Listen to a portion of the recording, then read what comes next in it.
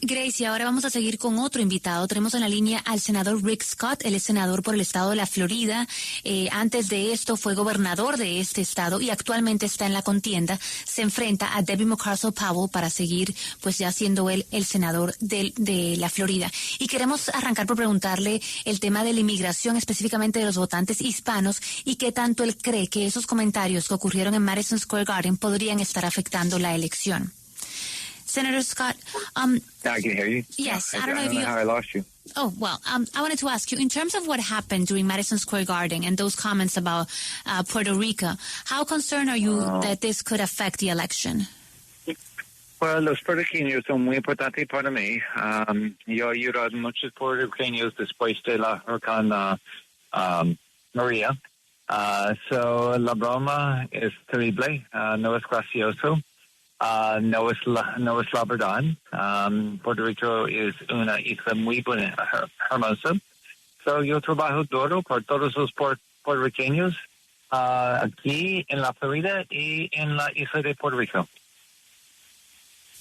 Yes, Senator, and we also wanted to ask you in terms of what's happening with abortion. Do you believe that this is something that should go ahead and be taken up by the states, or do you think that what's happening now in the states, that they're going into the extremes, for example, now wanting either to limit abortion until 6 weeks or allow it to a lot more after viability? Which option do you think we should move forward with? So, sí, it's un asunto muy importante para todos los mujeres. Sí, yo estoy muy pro vida. Look, I'm pro-life. I know it's a difficult issue for a woman. I think there needs to be reasonable limitations. All the exceptions should be respected. Unfortunately, the ballot initiative is extreme. It's going to allow abortion up until the moment of birth. That's extreme. So I don't support it, but it is a ballot initiative. And, I think it's the right thing that voters in the state have the opportunity to make a decision about this. Senator, I would like to ask you, are we witnessing an attack on press freedom by Donald Trump? No. No. Sí, la libertad de la prensa es muy importante para mí. Ese año en la elección, la libertad está en la boleta. Todos asuntos importantes están en la boleta. La crimen, la frontera, cerrar, oportunidades, trabajos, educación, todos están en la boleta. Senator Scott, Florida has been a key battleground in these recent elections, and, well, this race could impact the balance of power in the U.S. Senate. What do you consider is the most important issues right now for Florida voters in this election? So, yo viajé todo el país, todas las ciudades, hablan con muchas personas. El primer asunto es inflación. Más inflación es muy importante para balancear el presupuesto y parar la inflación, pero también otros asuntos, la frontera completamente colapsada, drogas, criminales, terroristas que cierran la frontera, trabajos. If you look at in the last 3 years, we're not adding full-time jobs. We're losing full-time jobs. We lost 250,000 full-time jobs last month in the country. It's muy importante una mejor economía por todos. Senator, I wanted to ask you about Venezuela because, we need, of course, that things are not changing in Venezuela. The elections passed and the U.S. said that, there had to be a recount, but nothing has happened. Don't you think that it's time that not only from the White House, but from Congress, we start changing how we're dealing with Venezuela? Yeah, la situación en Venezuela es terrible. Son días oscuros para la democracia en América Latina, especialmente Cuba, Venezuela y Nicaragua. It's importante la administración Biden-Harris y toda la comunidad internacional deben condenar la brutal represión de Nicolás Maduro contra el pueblo venezolano. y volver a imponer todas sus sanciones ahora. Yo lucho todos los días en el senador por apoyo a la causa de libertad en Venezuela. Es importante, no levantar las sanciones, no permitir el dinero fluya hacia Venezuela, porque creemos en la palabra de un dictador. Que esta decisión de la administración Biden y Harris es lo más estúpido. Si es importante que el nuevo presidente luche por libertad en Venezuela, y más sanciones es importante, no más poder de Maduro. En Estados Unidos nunca debió negociar con Maduro. Maduro es un dictador criminal. Nunca negociar, nunca fluye hacia Maduro. Senator, we've had a parade of Harris supporters on this program this morning who have said that President Trump is a threat to democracy and an authoritarian. Vice President Harris has called him a fascist. You know him. You work with him. Is he a threat to democracy, and is he a fascist? No. Think about this for a second. The Harris never even went through the process to be nominated.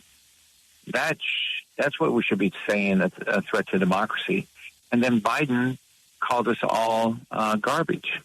What the Department of Justice has done by constantly using criminal statutes to try to put Trump in prison, that's a threat to democracy.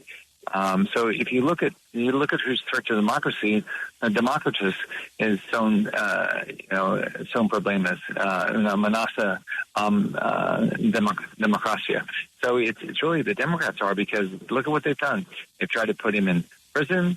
They've here's a guy that's been slandered, shot at. They've done everything they can to stop this guy. The Democrats are the threat to democracy. Senator, going back to the topic of Venezuela, what you were talking about a few moments ago, what would you say that Donald Trump has not said anything about the 28th of July election in Venezuela? What do you think is that? Is that just that the Venezuelan issue is not convenient for him, and he keeps just talking about Venezuelan migrants and Venezuelan criminals, and not about what the real problem is in Venezuela, that we lost the democracy? Yeah. Well, el mundo sabe que Edmundo González ganó, es el presidente electo. Es muy importante para todos. Harris, Biden, Trump, todo el mundo. Hablan de que Edmundo González ganó. Es importante para toda la comunidad internacional. But yo lucho todos los días, con María Corina Machado, Edmundo González, en contra Maduro, contra Díaz-Canel in Cuba, contra Ortega.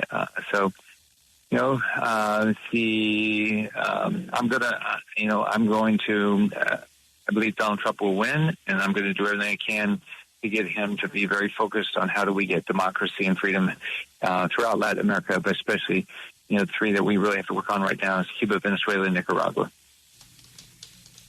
Well, thank you so much for your time in W Radio. It's been a pleasure having you today in our show, Senators. Es importante. Salgan a votar. Es muy importante. Sure. Thank you so much. Bueno, él, digamos que habló en español la mayoría de la entrevista y contestó partecitas en inglés, sobre todo la parte del aborto. ¿Qué va a pasar con el aborto? Nos dice que él es pro vida, sabe que es muy difícil pues la situación para una mujer, pero cree que es algo extremo permitir, el aborto hasta el momento del nacimiento. Eso le parece extremo y por eso le parece que lo correcto es permitir a los votantes en Estados Unidos tomar la decisión sobre este tema.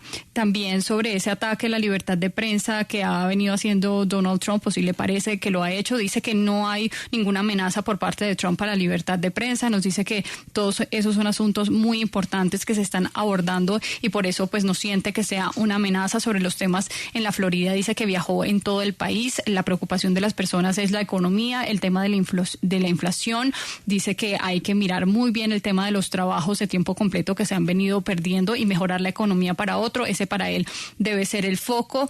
Y pues sobre el tema del fascismo, si cree que Donald Trump es un fascista, él que lo conoce, y si cree que es una amenaza a la democracia, como pues han señalado otros invitados, dice que no lo es. Dice que Harris, por ejemplo, nunca hizo parte de un proceso para ser nominada. Esa para él es una verdadera amenaza a la democracia. Dice que Biden los llamó a todos ellos que apoyan a Donald Trump basura. Para él eso es una amenaza a la democracia, que el Departamento de Justicia haga esta persecución a Donald Trump y lo quiera meter a prisión. Eso para él es una amenaza a la democracia y por eso para él los demócratas son la amenaza para la democracia y no los republicanos ni Donald Trump. Y sobre el tema de Venezuela y ese foco que ha tenido pues el presidente Donald Trump de no mencionar las elecciones y lo que pasó de que se perdió la democracia en ese país, dice que espera que Trump gane. Él cree que Trump va a ganar y hará lo que pueda para enfocarse en el tema de la democracia y la libertad para que lo recuperen en Latinoamérica, especialmente en Venezuela, en Cuba y en Nicaragua.